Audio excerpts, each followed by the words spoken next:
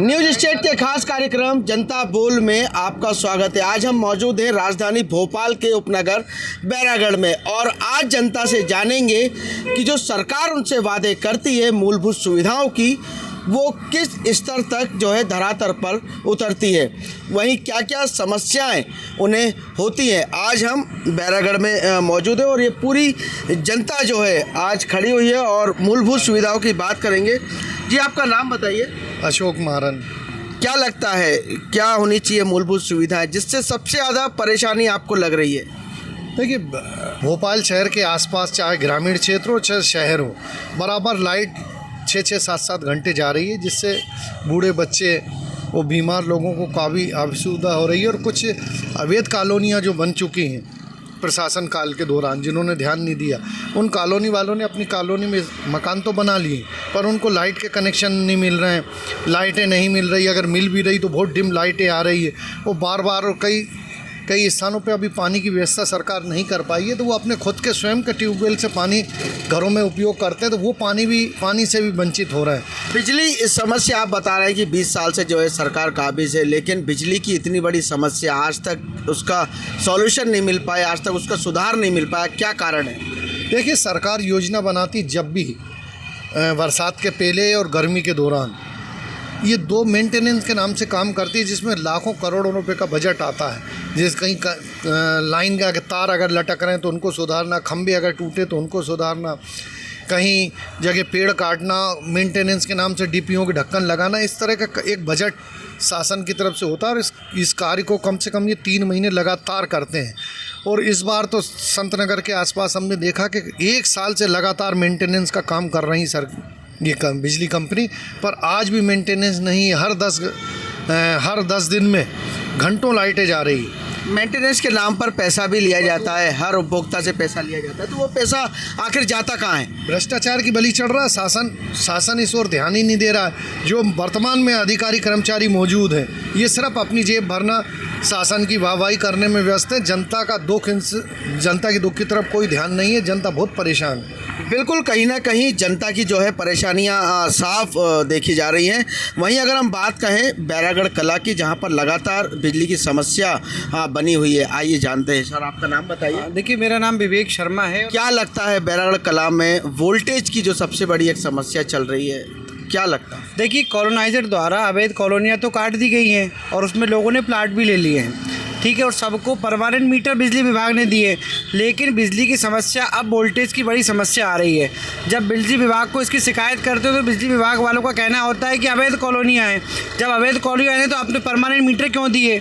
और ऐसे temporary metre भी दे रहे हैं और परमानेंट मीटर भी दे रहे हैं। एक मीटर की कॉस्ट 60 से 70 हज़ार रुपये वसूली जा रही है। लेकिन वोल्टेज की जब बात करते हैं तो बोलते हैं अवैध कॉलोनी है। बिल्कुल, बहुत अच्छी बात कही आपने कि अवैध कॉलोनी का जो है एक बिजली विभाग अपना पल्ला झाड़ने की बात करते हैं। अब लाखों की आबादी जो है उस अवैध कॉलोनी में बस गई है, तो अब बिजली विभाग को क्या करना चाहिए? देखिए, वोल्टेज की समस्या, लोगों की समस्या, वोट मांगने के लिए जो नेता आते हैं, चुनाव होते हैं, तो कहाँ जाते हैं? वो अवैध कॉलोनी की जनता से वोट मांगते हैं। देखिए, सबसे ज़्यादा वोट मांगने की हम बात करें तो जितनी भी कॉलोनियाँ हैं सब में वोट मांगने के लिए पहुँच जाते हैं नेता।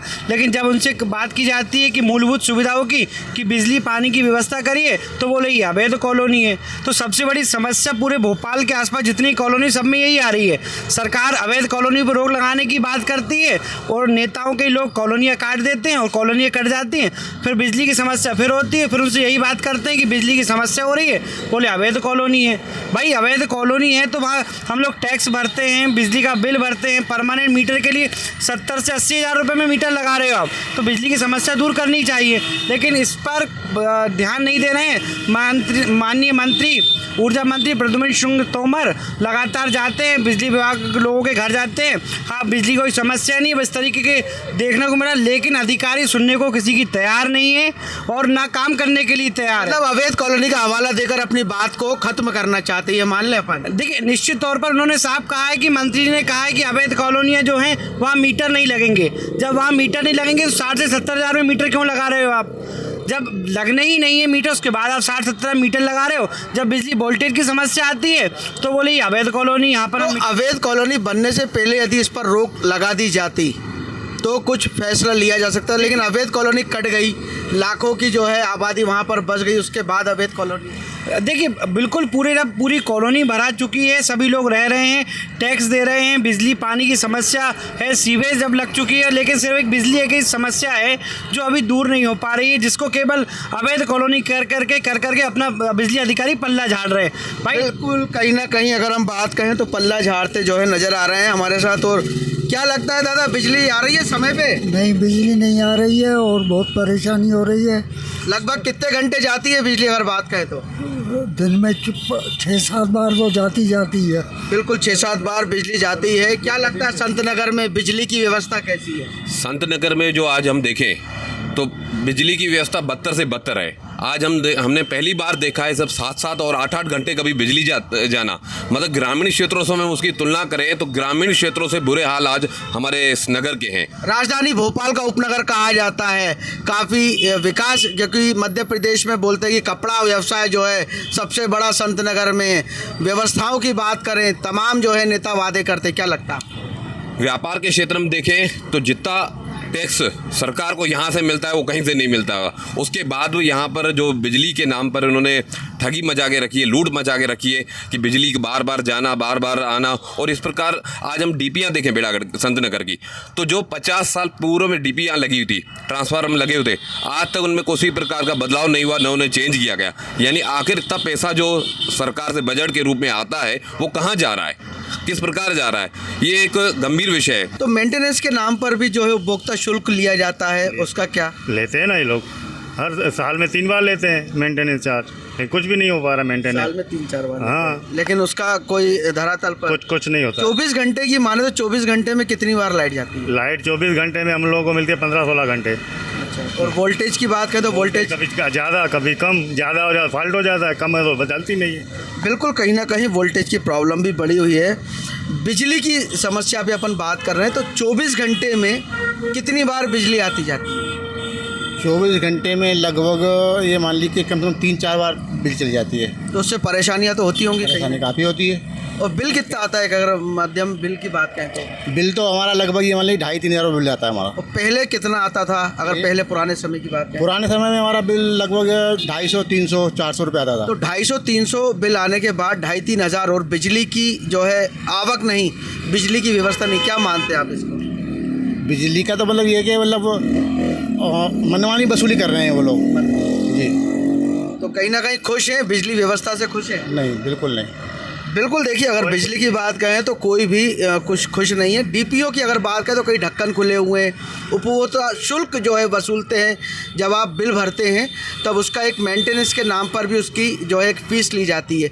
तो क्या लगता है, खुले हुए डीपी के ढक्कन देख के आपका दिल जलता है क्या? वास्तव में आज हम देखें तो चारों जो डीपीयाँ लगी हुई है पूर्ण रूप से मतलब जर्जर हो चुकी है। और कई बार यहाँ पर लोगों को करंट लग रहा है, मवेशी इस घटना में मारे गए, लेकिन मेंटेनेंस के नाम पर इन्होंने जो मतलब शुल्क जो लेते हैं, लेकिन आज तक उसका शुल्क का उपयोग हम देखें तो कभी नहीं किया गया। जो आप डीपीओ की बात कर रहे हैं, कांग्रेस शासन काल में जो डीपीयाँ लगी हुई थी, आज उसको कम से कम 30 साल हो गए हैं। 30-35 साल से वही की वही डीपीयाँ चला रही है, चारों ओर खुले हुए तार लगे हुए हैं। और हम आबादी की बात करें, आबादी संत नगर में पहले के मुकाबले आज बढ़ी है, लेकिन उसके बाद में जो व्यवस्था हम देखें तो व्यवस्था पूरी तरीके से विफल है। ये मैं पूर्ण रूप से मानता हूँ कि ऊर्जा मंत्री की नाकामी है, सरकार की नाकामी है। और उन्हें जब ये संभल ही नहीं पा रहे तो उन्हें तत्काल अपने पद से इस्तीफा देकर किसी न किसी में नए मंत्री को या नए किसी को चार्ज देना चाहिए, ताकि इस प्रकार की व्यवस्था सुचारू रूप से चले। अवैध कॉलोनी की बात आ रही है और संत नगर में भी एक बड़ी मुसीबत है कि परमिशन नहीं मिलती है। अवैध कॉलोनी कहकर जो है बिजली विभाग के अधिकारी अपनी बोलती बंद कर लेते हैं कि अवैध कॉलोनी है, वहाँ पे व्यवस्था नहीं दे पाएंगे। तो क्या होती है अवैध कॉलोनी, क्या होती है? अवैध कॉलोनियों का मतलब ये है कि अवैध कॉलोनियाँ ये बताकर अपनी जिम्मेदारी से पला झाड़ रहे हैं। जब आप वोट मांगने आते हैं तब आपको अवैध कॉलोनियाँ नहीं दिखती है, जब आपको कोई शुल्क चाहिए तब आपको अवैध कॉलोनियाँ नहीं। ये मैं मानता हूँ कि अवैध कॉलोनियाँ हैं, लेकिन अगर अवैध कॉलोनियाँ वो है तो क्यों आप उससे वोट लेते हैं, क्यों आप उनसे अलग अलग प्रकार के शुल्क लेते हैं? अगर वे अवैध कॉलोनी तो आप कार्रवाई करो, लेकिन बिजली के नाम पर, अगर बिजली के मेंटेनेंस के नाम पर आप ये पल्ला झाड़ते हो तो ये पूर्ण रूप से गलत है। बिल्कुल कहीं ना कहीं पल्ला झाड़ते जो है अधिकारी नज़र आते हैं। क्या लगता है क्या है अवैध कॉलोनी? जैसा जनता बोल रही है, आप भी सुन रहे हैं, आप भी समझ रहे हैं कि अवैध कॉलोनी कहकर जो है बिजली विभाग के अधिकारी अपना पल्ला झाड़ लेते हैं। क्या है अवैध कॉलोनी? क्या है कि जितनी भी अवैध कॉलोनी बनी है ये 20 साल के तारतम्य में बनी, जिसका अगर देखा जाए तो मुख्य सूत्रधार कलेक्टर है। जब कलेक्टर ने अपनी गाइडलाइन में कहा कि किसी प्रकार की अवैध कॉलोनी या निर्मित नहीं होनी चाहिए, इसके बाद भी भोपाल के आसपास के क्षेत्रों में कॉलोनी बनी और बनने के साथ साथ बिजली विभाग के कुछ अधिकारी एक दो लोगों के कहने पर मीटर दे देते हैं। मीटर के बाद फिर इनसे अवैध रूप से मोटी रकम भी वसूली जाती है और मीटर पे मीटर देते चले जाते हैं। इसके बाद जब देखते हैं कि एक डीपी पे लोड ज़्यादा बढ़ गया है तो इसके बाद वो कहते हैं साहब ये अवैध कॉलोनी, हम इसमें मीटर नहीं देंगे। तो मैं आपके चैनल के माध्यम से कहना चाहता हूँ कि जब 100 मकान है, 100 में से 25 मकानों को आप मीटर दे चुके हो तो 75 मकानों को फिर टेम्परेरी मीटर क्यों दे रहे हो? और अगर दिए भी हैं तो आपको पहले दिख नहीं रहा था कि इसमें आबादी कितनी है और कितने मकान बन चुके हैं। तो आपने 25 मकान वालों को तो मीटर दे दिए, पर बाकी लोगों को क्यों परेशान कर रहे हो? मीटर की एक बड़ी समस्या है बैरागढ़ कला में। 20 से 30 हज़ार रुपये देने को उपभोक्ता तैयार है, मतलब 30 हज़ार रुपये तक की फ़ीस भरने को उपभोक्ता तैयार है, उसके बाद भी मीटर नहीं मिल रहा है। एक बड़ी समस्या है। तो वो बिना मीटर के कैसे उपयोग करेगा बिजली? देखिए क्या होता है, जो वर्तमान में अधिकारी होता है उसको अपनी जेब गर्म करनी है। अगर इस तरह की कोई योजना शासन की भी अगर आती है तो ये ऊपर लिख के नहीं देते कि मेरे क्षेत्र में कितने लोगों को मीटर की दरकार है।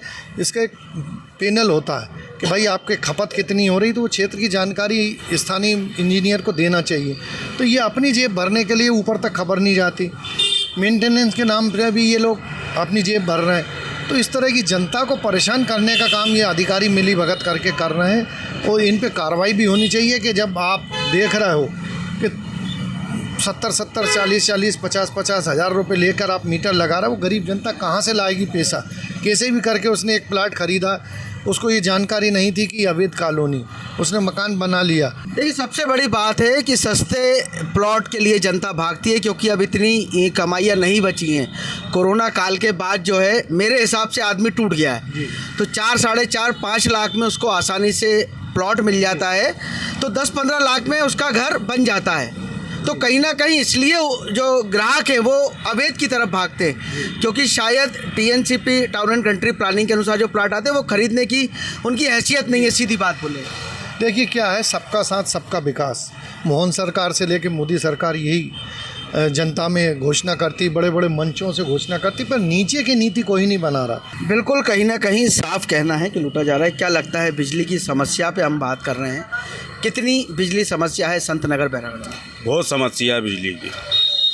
24 घंटे में कितनी बार जाती है? अरे दिन भर जा रही है अब तो क्या लगता है आपको, उसका क्या सुधार होना चाहिए? नहीं, सुधार होना चाहिए उसका, बिजली का जी। तो 24 घंटे में माने तो कितनी बार बिजली जा रही है? कम से कम 10 बार। और कितनी देर के लिए जा रही है? 1-1 घंटे के लिए। मतलब 24 घंटे में 10 घंटे बिजली गुल रह रही है? जी जी बिल्कुल, ये माने? जी जी बिल्कुल कहीं ना कहीं बिजली की एक बड़ी समस्या है। हम वापस आएंगे बच्चों के पास कि किस तरीके से आप पढ़ाई करते हैं, आप स्टूडेंट हैं और बिजली की समस्या लगातार बनी हुई है, तो क्या उससे पढ़ाई में फ़र्क पड़ता है? बहुत फ़र्क पड़ता है। लाइट बार जाती है, उसके चक्कर में पढ़ाई नहीं होती है बच्चों की। हम भी पढ़ते हैं, हमारी पढ़ाई नहीं होती है। खुली डीपियाँ एक बड़ा मुद्दा बनी हुई है, अवैध कॉलोनी जहाँ पर बिजली विभाग बिल्कुल चुप्पी साधा हुआ है। क्या लगता है दोनों? एक चीज़ बताऊँ, अभी तो जो टेम्परेरी कनेक्शन मिलता है वो कितने मिलता है? 10,000 रुपये। अब ये 50-50, 60-60 हज़ार रुपये ले कौन रहा है? ये अधिकारी ले रहा है ना। अधिकारी ने अपने कर्मचारियों को बोल दिया या तो मीटर कनेक्शन मत दो, 10,000 रुपये में हमारे पास आएगा लेने, हम मना कर देंगे, ऑनलाइन जाओ, इधर जाओ, उधर जाओ। वो वहाँ भी ये जमा नहीं होगा। ऑनलाइन एक सुख सागर वाला है, वही करता है, इसके अलावा कोई नहीं करता है। क्योंकि मेरे को पता है, क्योंकि मैं भी कनेक्शन लेता हूँ, मकान वगैरह का काम लेते हैं हम लोग। अच्छा, आप भी ठेकेदार हैं? मतलब आप मकान बनाने के ठेकेदार हैं? तो हम लोग का काम लेते हैं, तो हम टेम्परेरी कनेक्शन लेते हैं, 10,000 रुपये उसमें जमा होता है। उसका जो बिल आता है, जो भी 1,000-1,500 रुपये उसका टेम्परेरी का बिल आता है, वो आखिरी में जो पैसे जब बचते हैं, जब वो टेम्परेरी परमानेंट कनेक्शन होता है उसमें एडजस्ट होता है। लेकिन आज गांव बैरागढ़ में जब परमानेंट कनेक्शन मिल ही नहीं रहा तो वो पैसा आपका गया कहाँ? वो तो अब ये 60-70 हज़ार रुपये किसकी जेब में जा रहा है? पहले तो 10,000 रुपये की रसीद कटती है, तो 60-70 हज़ार रुपये ले क्यों रहे? और रही बात ये ढक्कनों की, तो ढक्कनों का सुधार होना चाहिए। देखो इसमें कोई बच्चा भी चाहे, कोई गैया है, जानवर वगैरह, ये सब चीज़ उसमें आज बड़े बैरागढ़ के अंदर देख लो, जितने भी रोडों पर ट्रांसफार्मर लगे हैं पूरे ढक्कन टूटे पड़े हैं उनके, एक भी ढक्कन उनका सही नहीं है। तो इनके सुधार करने का एक सबसे बड़ा मतलब क्या संदेश रहेगा कि इनमें सुधार कैसे करें? यदि ऊर्जा मंत्री की बात करें, क्षेत्रीय पार्षद की बात करें, या विधायक की बात करें, या बिजली विभाग के अधिकारियों की बात करें, तो इसमें सुधार कैसे होना भाई चाहिए? देखो, एक तो क्षेत्र पार्षद को भी ये मुद्दा उठाना चाहिए कि भाई ये सब चीज़ सही हो। उसके बाद में अधिकारियों को जाके देखना चाहिए मीटर, ये ट्रांसफार्मर कैसे है, क्या है, और पूरा जो भी बिल वगैरह जो ले रहे हैं सबको, इन लोगों को बताना चाहिए कि भैया ट्रांसफार्मर के ढक्कन टूटे पड़े। अधिकारियों को उपभोक्ता से शुल्क तो लेते हैं ये लोग, मेंटेनेंस पूरा ले रहे हैं, मेंटेनेंस के नाम से पूरा ले रहे हैं ना। आज ही मैं बताऊं, सुबह 6 बजे लाइट गई है, 3 बार लाइट गई, 4 बजे लगभग 4-5 बरतावा गई है। अब पानी की सप्लाई होती है, उसी टाइम पानी की सप्लाई भी ख़त्म। अब पानी कहाँ से भरेंगे वो? भाई वो तो बिजली नल वाला यही बोलेगा आपका टाइम ख़त्म हो गया, यही बोलेगा ना भाई। वो दूसरी जगह नल देगा क्योंकि दूसरे चढ़ जाएगा। पानी की सप्लाई भी बंद होती, सुबह 6 बजे मैं लाइट गई, पंखे बंद हो गए, कूलर बंद हो गए, तो ऑटोमेटिक नींद खुल गया। तो ये चलो कहीं ना कहीं एक यदि बिजली की समस्या की बात करें तो बिजली की समस्या के पीछे कारण बहुत कुछ छुपे हुए हैं। जैसे पानी की समस्या आती है, बच्चों की पढ़ाई में फ़र्क पड़ता है, और जो रोज़ के अपने कामकाज होते हैं वो भी कहीं ना कहीं प्रभावित होते हैं। कैमरा पर्सन अंकित शर्मा के साथ अंकित श्रीवास्तव, न्यूज़ स्टेट, बैरागढ़।